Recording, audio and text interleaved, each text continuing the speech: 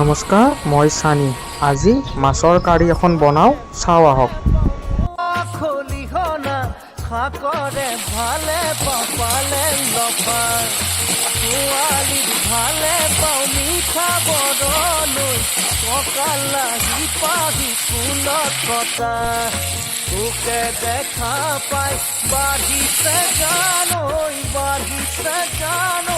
মনৰে ভিতৰত লৈ নিজৰা মাছৰে ভালে পাওঁ মোৱা খলিহনা শাকৰে ভালে পাওঁ পালে লফা